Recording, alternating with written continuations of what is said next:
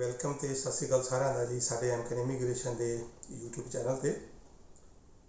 ਮੇਰਾ ਨਾਮ ਪ੍ਰਿਥੀਪਾਲ ਸਿੰਘ ਗਿੱਲ, ਮੈਂ ਮੈਨੇਜਿੰਗ ਡਾਇਰੈਕਟਰ ਹਾਂ ਐਮਕਨ ਇਮੀਗ੍ਰੇਸ਼ਨ ਦਾ ਤੇ ਮੈਂਬਰ ਹਾਂ ICCRC ਦਾ।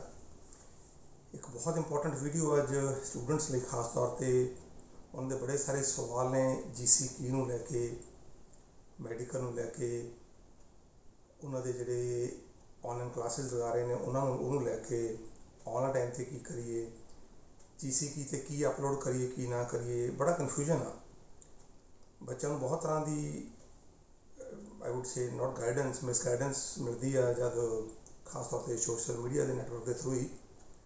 ਔਰ ਬਹੁਤ ਤਰ੍ਹਾਂ ਦੇ ਕੁਐਸਚਨ ਸਾਨੂੰ ਬੱਚੇ ਪੁੱਛਦੇ ਨੇ, ਸਾਡੇ ਵਾਲੇ ਸਟੂਡੈਂਟਸ ਵੀ, ਇਸ ਤੋਂ ਇਲਾਵਾ ਬਾਹਰੋਂ ਵੀ ਬਹੁਤ ਸਾਰੇ ਸਟੂਡੈਂਟਸ ਨੇ ਸਾਨੂੰ ਕਾਲਸ ਆਉਂਦੀਆਂ ਨੇ। ਨਾ ਸਿਰਫ ਆਪਾਂ ਮੈਂਟਲੀ ਹਰਾਸ ਹੁੰਦੇ ਹਾਂ ਬਲਕਿ ਬਹੁਤ ਹੱਦ ਤੱਕ ਆਪਣੇ ਪੇਰੈਂਟਸ ਵੀ ਇਸ ਚੀਜ਼ ਤੋਂ ਪ੍ਰਭਾਵਿਤ ਹੁੰਦੇ ਨੇ। ਅਤੇ ਮੈਂ ਸੋਚਿਆ ਕਿਉਂ ਨਾ ਅੱਜ ਇੱਕ ਵੀਡੀਓ ਬਣਾ ਕੇ 10-12 ਜਿਹੜੇ ਇੰਪੋਰਟੈਂਟ ਕੁਐਸਚਨ ਉਹਨਾਂ ਨੂੰ ਆਨਸਰ ਕੀਤਾ ਜਾਵੇ। ਪਹਿਲੀ ਗੱਲ ਤਾਂ ਸਟੂਡੈਂਟਸ ਨੇ ਇਹ ਇੰਪੋਰਟੈਂਟ ਪੁੱਛਿਆ ਵਾ ਕਿ ਕੀ ਹੁਣ AIP ਹੀ ਆਉਣਗੇ ਜਾਂ ਹਾਲੇ ਵੀ ਪਾਸਪੋਰਟ ਰਿਕੁਐਸਟ ਆ ਸਕਦੀ ਆ। ਦੇਖੋ ਟੈਕਨੀਕਲੀ ਹੁਣ ਸਾਰੇ AIP ਹੀ ਆਉਣੇ ਚਾਹੀਦੇ ਨੇ ਕਿਉਂਕਿ ਉਹਨਾਂ ਨੇ ਅਮੈਂਡ ਕਰ ਦਿੱਤਾ ਦੁਬਾਰਾ ਫਿਰ ਕਾਨੂੰਨ ਨੂੰ। ਕਿਉਂ AIP ਦੁਬਾਰਾ ਸ਼ੁਰੂ ਕੀਤੇ ਨੇ? ਵਰਕਲੋਡ ਬਹੁਤ ਜ਼ਿਆਦਾ ਵਾ ਕੈਨੇਡੀਅਨ ਇਮੀਗ੍ਰੇਸ਼ਨ ਦੇ ਉੱਪਰ। ਜਿੱਦਾਂ ਮੈਂ ਲਗਾਤਾਰ ਤੁਹਾਨੂੰ ਦੱਸਦਾ ਆ ਰਿਹਾ ਵਾਂ ਕਿ ਕੋਵਿਡ ਦੀ ਸਿਚੁਏਸ਼ਨ ਆ ਉਹ ਦਿਨ ਬਰ ਦਿਨ ਵਿਗੜ ਰਹੀ ਹੈ, ਕੈਨੇਡਾ ਦੇ ਵਿੱਚ ਇੰਪਰੂਵ ਨਹੀਂ ਹੋ ਰਹੀ ਅਤੇ ਬਹੁਤ ਫੀਅਰ ਇਹਨਾਂ ਦੇ ਮਨ ਦੇ ਵਿੱਚ। ਕੱਲ੍ਹ ਹੀ ਪ੍ਰਾਈਮ ਮਿਨਿਸਟਰ ਜਸਟਿਨ ਟਰੂਡੋ ਸਾਹਿਬ ਦਾ ਇੱਕ ਬਿਆਨ ਸੀਗਾ ਜਿਸ 'ਚੋਂ ਕਹਿ ਰਹੇ ਨੇ ਕਿ ਅਸੀਂ ਨਹੀਂ ਚਾਹੁੰਦੇ ਕਿ ਇੱਕ ਵੀ ਕੋਵਿਡ ਦਾ ਕੇਸ, ਈਵਨ ਇੱਕ ਸਿੰਗਲ ਕੇਸ ਵੀ ਸਾਡੀ ਕੰਟਰੀ ਵਿੱਚ ਐਂਟਰ ਹੋਵੇ।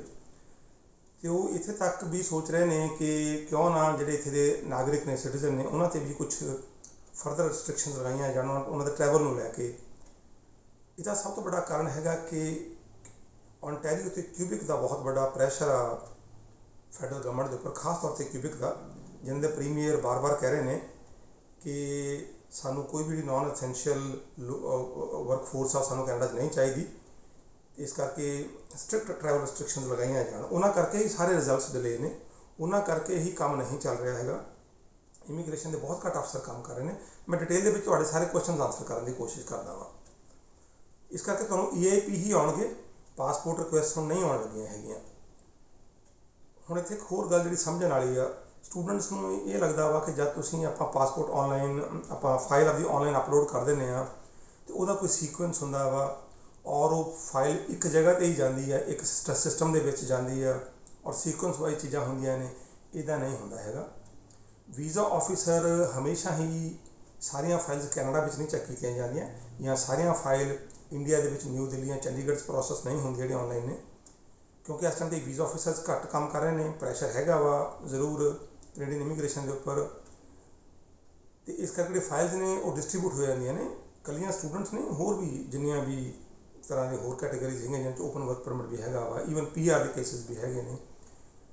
ਤੁਹਾਨੂੰ ਤੁਹਾਡੇ ਪਾਸਪੋਰਟ 'ਤੇ ਬੜੀ ਵਾਰ ਜਿਹੜੀ ਸਟੈਂਪ ਆ ਵੀਜ਼ਾ ਦੀ ਉਹ ਕਿਸੇ ਹੋਰ ਕੰਟਰੀ ਦੀ ਮਿਲ ਸਕਦੀ ਹੈ। ਜਿੱਥੇ ਸਾਊਥ ਅਫਰੀਕਾ ਦੇ ਕਿਸੇ ਜਿਹੜਾ ਉਹਨਾਂ ਦਾ ਕੈਨੇਡੀਅਨ ਐਮਬੈਸੀ ਆ ਉੱਥੇ ਦੀ ਕੋਈ ਸਟੈਂਪ ਮਿਲ ਸਕਦੀ ਆ। ਚਾਈਨਾ 'ਚੋਂ ਬੀਜਿੰਗ ਦੀ ਜਾਂ ਸ਼ੰਘਾਈ ਦੀ ਤੁਹਾਨੂੰ ਸਟੈਂਪ ਮਿਲ ਸਕਦੀ ਆ।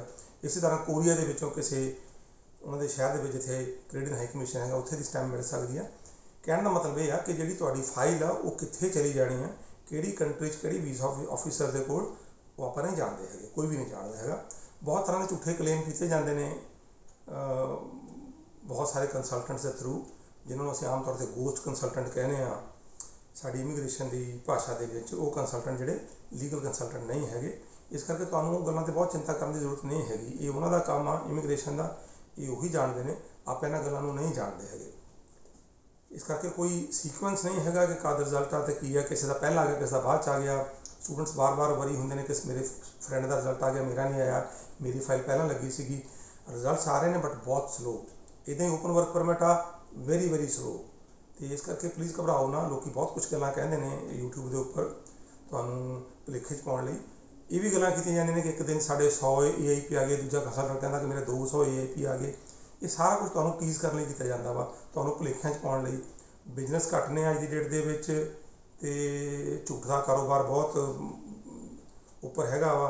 ਆਪਾਂ ਜਾਣਦੇ ਹੀ ਹਾਂ ਕਿ ਕਿਸ ਲੈਵਲ ਤੱਕ ਝੂਠ ਬੋਲਿਆ ਜਾਂਦਾ ਵਾ ਉੱਥੇ इस करके इन्हां चीज़ों तो बचा रखो जिन्ना बचा रख सकते हो। किसी के कोई 100 AP एक दिन च नहीं आते, किसी 200 AP नहीं आते है। अगर किसी ने 20 फाइलों लाइया ने तो वो अगर 2 किसी ने 20 लगाइया ने, अगर वो 10 आ गए तो जिन्हें 5 लगाइया ने वो भी एक आनी चाहिए है। ठीक है ना। इस करके इन्होंने गलों तो दूर रहो थोड़ा जहा। ये लोग तुहानूं जान बुझ के कन्फ्यूज़ करते हैं। रिजल्ट्स का कोई भी ये नहीं है कि एक पर्टिकुलर कंसल्टेंट लिए कोई प्रैफरेंस हैगी है, या एक पर्टिकुलर रीजन लिए कोई प्रैफरेंस हैगी है, एक पर्टिकुलर कंट्री लिए कोई प्रैफरेंस हैगी, इदां दी कोई गल नहीं हैगी। मैं दस चुकिया बार बार कि इमीग्रेशन का प्रोसैस है स्लो आ जी डेट के।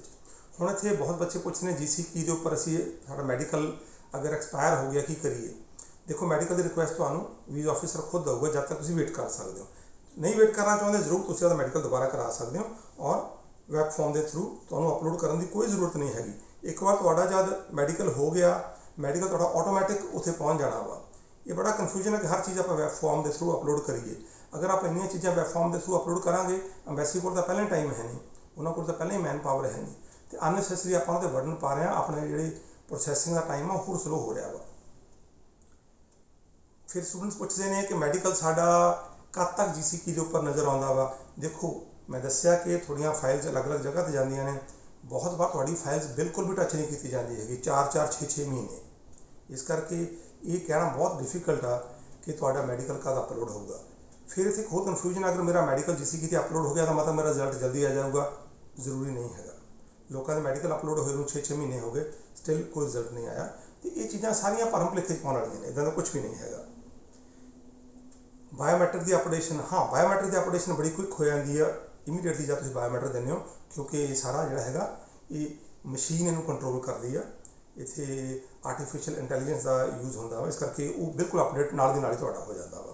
पर उस तो बाद एक क्विकली तुहाडा रिजल्ट आ जाऊगा, no that is not guaranteed. Result का एक्सपैक्टेड टाइम, जिदा मैं दसिया रिजल्ट का एक्सपैक्टेड टाइम कोई भी नहीं जानता है अज की डेट, क्योंकि बैकलॉग बहुत ज़्यादा वा।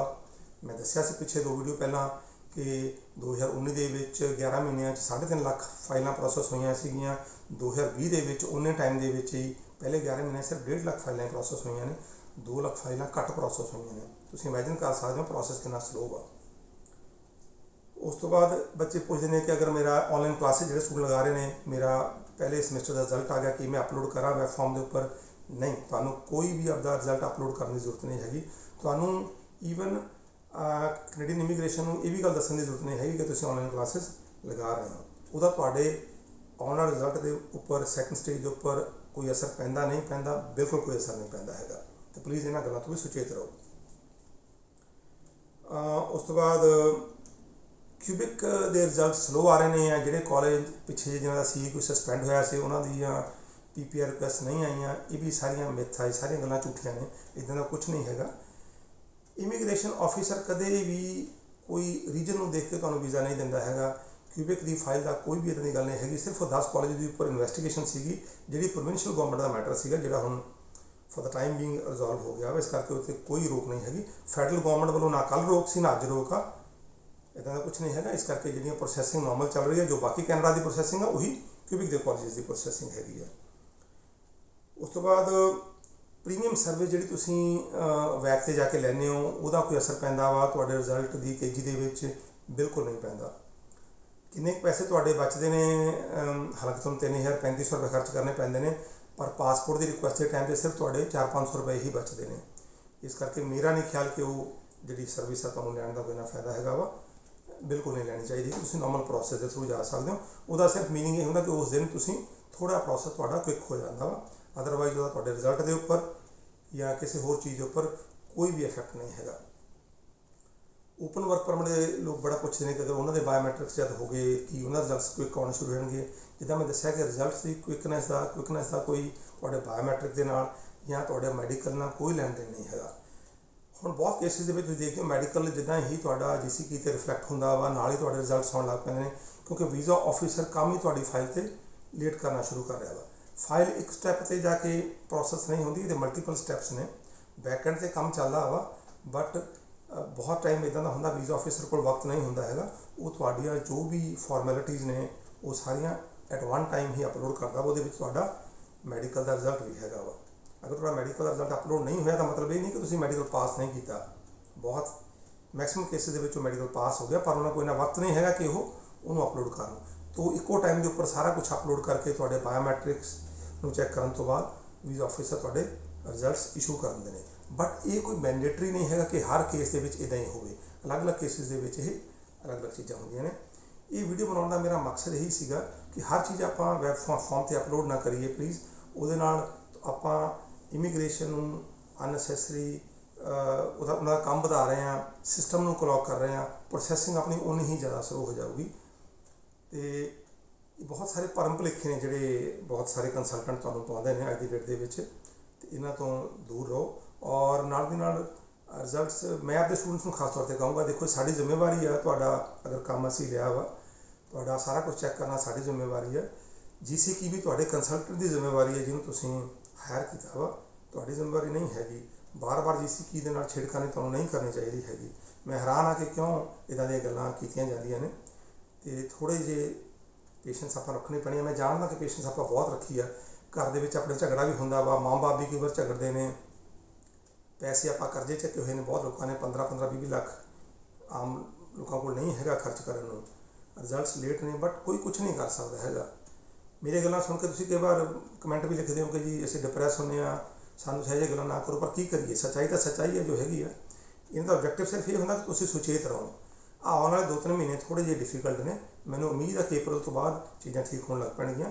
ਵੈਕਸੀਨੇਸ਼ਨ ਬਹੁਤ ਜ਼ੋਰਾਂ ਸ਼ੋਰਾਂ 'ਤੇ ਹੁਣ ਲੱਗ ਰਹੀ ਹੈ ਕੈਨੇਡਾ ਦੇ ਵਿੱਚ, ਔਰ ਸਰਦੀਆਂ ਜਦ ਖਤਮ ਹੋਣਗੀਆਂ ਸਿਸਟਮ ਥੋੜ੍ਹਾ ਠੀਕ ਹੋਊਗਾ, ਪ੍ਰੋਸੈਸਿੰਗ ਜ਼ਰੂਰ ਤੁਹਾਡੀ ਤੇਜ਼ ਹੋਊਗੀ। But for the time being there is no choice, ਆਪਾਂ ਨੂੰ ਇੰਤਜ਼ਾਰ ਹੀ ਕਰਨਾ ਪੈਣਾ ਵਾ। ਅਤੇ ਹਰ ਚੀਜ਼ ਤੁਸੀਂ ਵੈਬ ਫਾਰਮ ਦੇ ਥਰੂ ਅਪਲੋਡ ਕਰਨ ਦੀ ਕੋਸ਼ਿਸ਼ ਨਾ ਕਰੋ, ਔਰ ਬਾਰ-ਬਾਰ ਆਪਦੀ GCK ਨਾਲ ਵੀ ਜੋ ਮੇਰੀ ਸੁਜੈਸ਼ਨ ਹੈਗੀ ਤੁਹਾਨੂੰ ਛੇੜਖਾਨੀ ਨਹੀਂ ਕਰਨੀ ਚਾਹੀਦੀ ਹੈਗੀ। ਆਈ ਹੋਪ ਜਿੰਨੀ ਕਿ ਮੈਂ ਇਨਫੋਰਮੇਸ਼ਨ ਦੇ ਸਕਿਆ ਤੁਹਾਨੂੰ ਯੂਜ਼ਫੁਲ ਹੋਊਗੀ। ਤੁਹਾਡੇ ਕੋਈ ਫਰਦਰ ਕੁਐਸਚਨ ਨੇ ਜ਼ਰੂਰ ਸਾਨੂੰ ਪੋਜ਼ ਕਰ ਸਕਦੇ ਹੋ। ਜ਼ਰੂਰ ਸਾਡੀ ਕੋਸ਼ਿਸ਼ ਹੁੰਦੀ ਹੈ ਕਿ ਤੁਹਾਨੂੰ ਅਸੀਂ ਤੁਹਾਡੇ ਕੁਐਸਚਨ ਨੂੰ ਆਨਸਰ ਕਰਨ ਦੀ ਕਰੀਏ ਐਜ਼ ਕੁਇਕਲੀ ਐਜ਼ ਪੋਸੀਬਲ। ਬਾਕੀ ਸਾਡਾ YouTube ਦਾ ਚੈਨਲ ਜ਼ਰੂਰ ਲਾਈਕ ਕਰੋ, ਸਾਡਾ ਫੇਸਬੁੱਕ ਪੇਜ ਆ ਉਹਨੂੰ ਵੀ ਤੁਸੀਂ ਪੇਜ ਨੂੰ ਲਾਈਕ ਕਰੋ, ਸਬਸਕ੍ਰਾਈਬ ਕਰੋ ਸਾਡੇ ਇਸ ਚੈਨਲ ਨੂੰ। ਹੋਰ ਵੀ ਜਿਹੜੀ ਇੰਪੋਰਟੈਂਟ ਇਨਫੋਰਮੇਸ਼ਨ ਹੈ ਰੈਗੂਲਰ ਬੇਸਿਸ ਇਸ ਤੁਹਾਡੇ ਨਾਲ ਜ਼ਰੂਰ ਸਾਂਝੀ ਕਰਦੇ ਰਹਾਂਗੇ। ਥੈਂਕ ਯੂ, ਸਤਿ ਸ਼੍ਰੀ ਅਕਾਲ ਸਾਰਾ।